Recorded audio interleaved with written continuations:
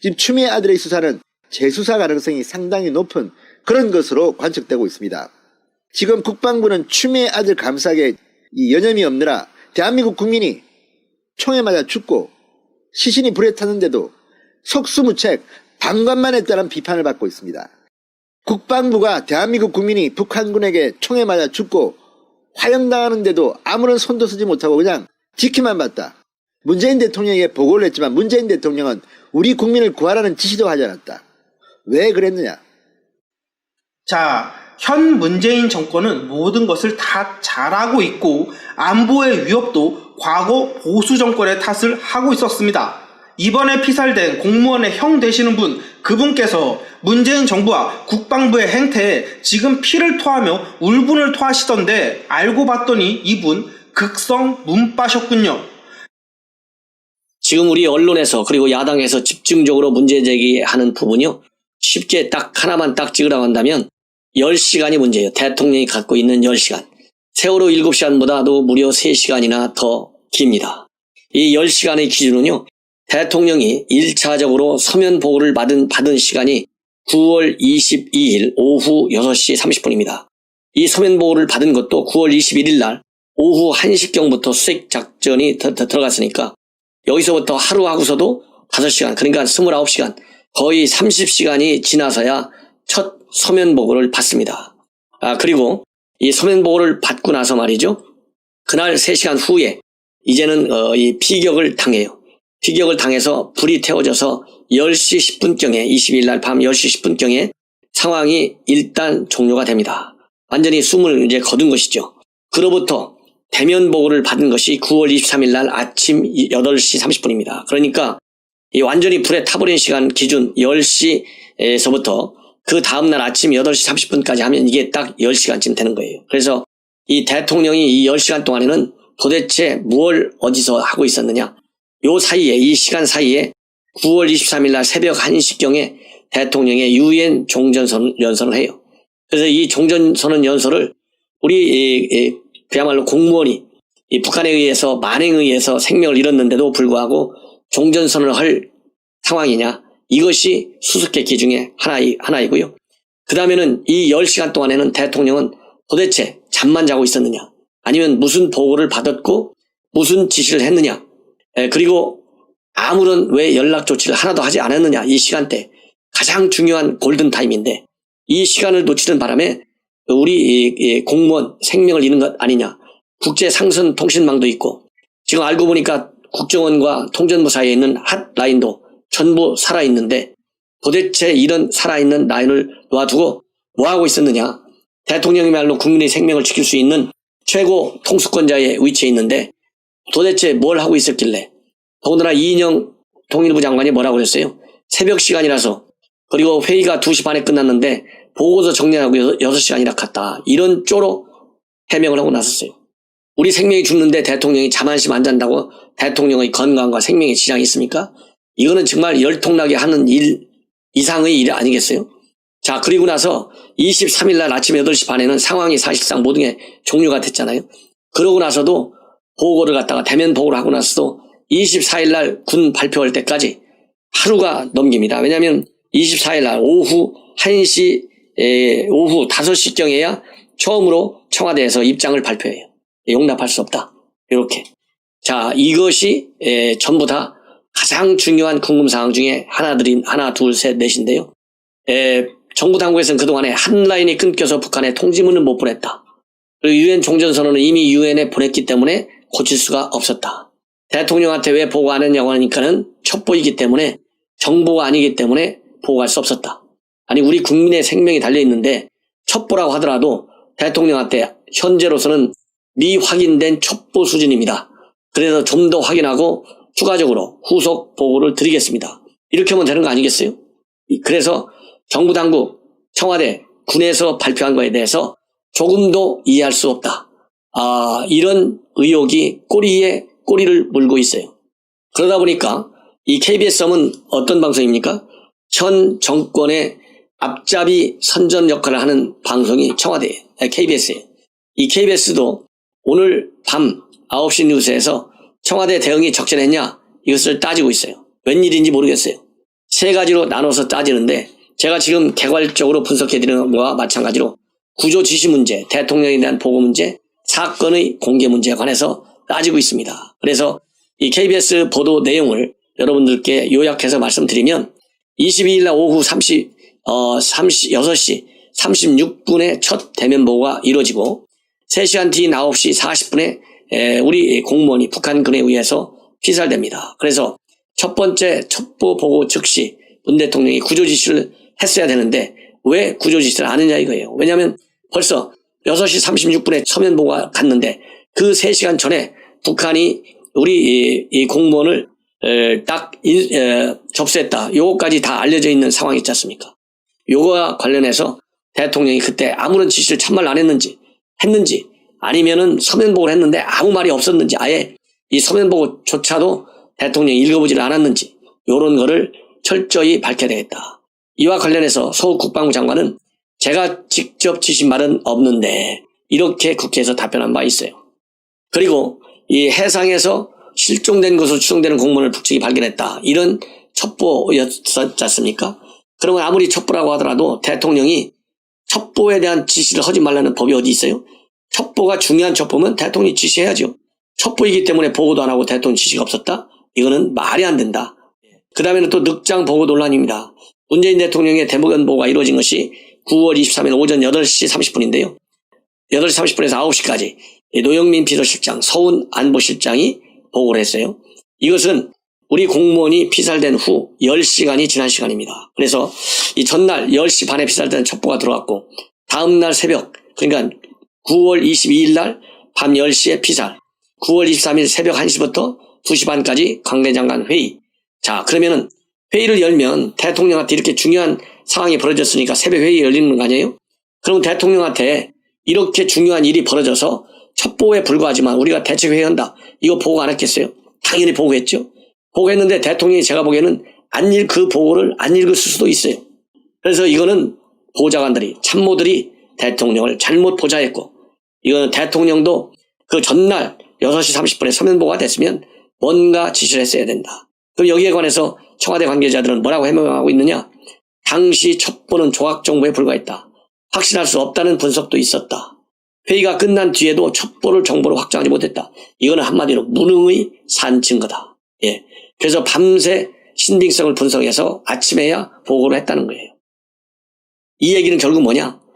첩보이지만 중간 보고를 해야 되잖아요. 우리 국민의 생명이 달려있는데 이것도 대통령 책임이고 보좌진들의 책임이다. 그래서 안보실장, 그 다음에 비서실장, 국방부 장관, 국정원장 전부 책임에서 면할 수 없어요. 그 다음에는 이제 공개한 시점 세 번째, 이게 문제가 되는데 대통령 대본 보고가 있은 후 한우가 지나서야 공식 발표합니다. 청와대는 대통령이 북한에 확인을 하라고 했고 이후 유엔사를 통해 통지문을 보내고 답을 기다리는 과정이었다. 그렇지만은 피살됐다는 거 이미 다 알잖아요. 그러면은 즉각 발표를 했어야죠. 24일 날 오전 11시가 돼서야 발표한 건데 실종 공무원이 피살된 지 37시간 만에 공개했다. 국민의 알 권리도 알 권리지만 우리 국민의 생명이 초놈을 다투면서 잃었는데 이렇게 안이하게 다루고 나서 만행이라고 책임자 처벌하라고 재발 방지 약속하라고 소리쳐분들 소 잃고 외양간 고치는 격에 불과한데요. 더 기가 막힌 것은 민주당과 정부 여당 그다음에 강요들이 일제히 북한에 대해서 만행이다 흥분하고 난리를 치다가 북한이 통전부에서 전통부를 통해서 미안하다고 하면서도 책임은 한국 정부에 있다는 식으로 책임을 전가했는데도 불구하고 전부 김정은이한테 찬양가만 부르고 있어요. 더군다나 민주당은 28일 날 그러니까 내일 모레죠. 28일 날 월요일 날 대북 규탄 결의문을 국회 차원에서 만들기로 했어요. 채택하기로 해놓고 이 통전부 입장문 전통문이 오니까 생각이 바뀌었어요. 이거 할 필요 없다. 이것이 오늘날 민주당의 실체다. 그리고 또 현안 질의 다 하기로 해놓고서 현안 질의도 할 필요가 없다. 또 이렇게 하고 있어요. 그러니까 야당이 지금 강력히 반발하고 있습니다. 예. 도대체 김정은이 한마디가 면죄부냐? 예. 그리고 여권 인사들 이 찬양가 부르는 거 일일이 제가 말씀드리지 않아도 여러분들 잘 아시죠? 예.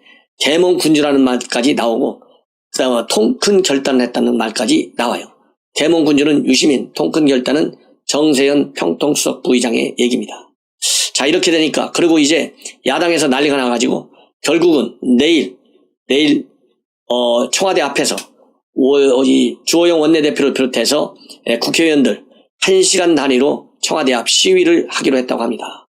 이것은요, 우리 야당이 조금 용기가 부족하다.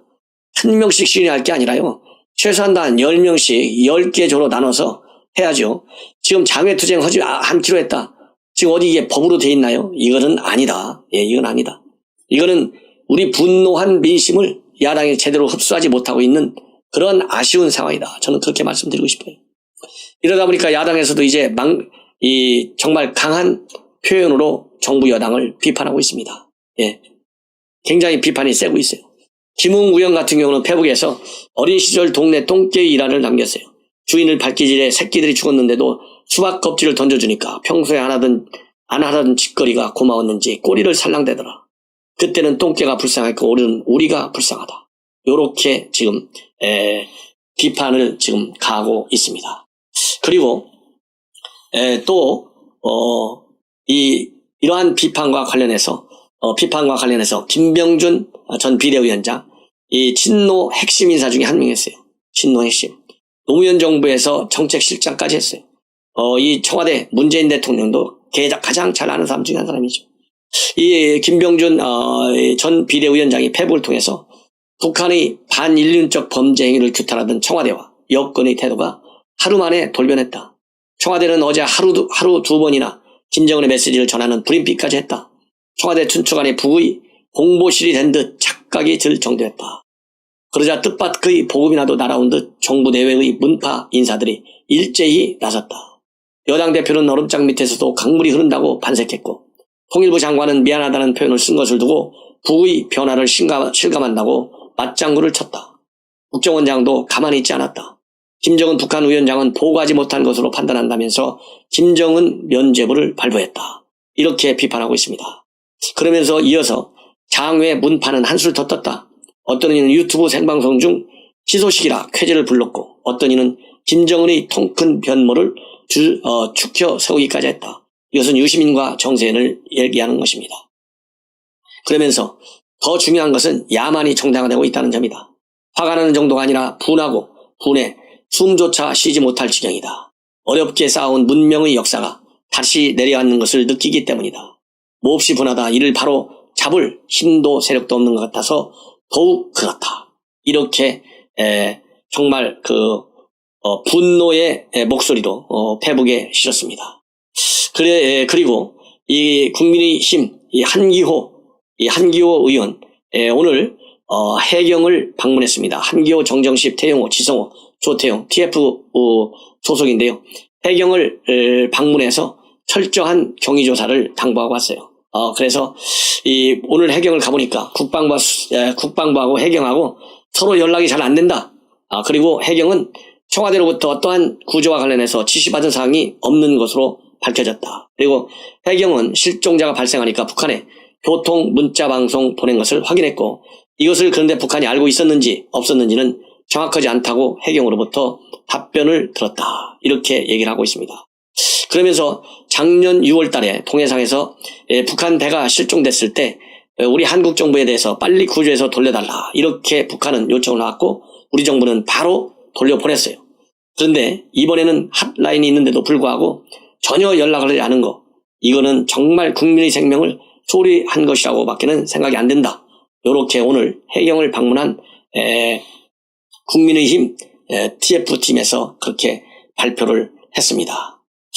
그리고 이 한기호 의원이 오늘 일종의 경고의 목소리를 냈어요. 한기호 의원이 정말 뭐라 그럴까요? 있을 수 없는 일이 벌어진 거 아니겠어요? 한마디로 얘기해서 있을 수 없는 일. 그래서 여기에 관해서 강력히 경고의 메시지를 날렸습니다. 이 한기호 의원.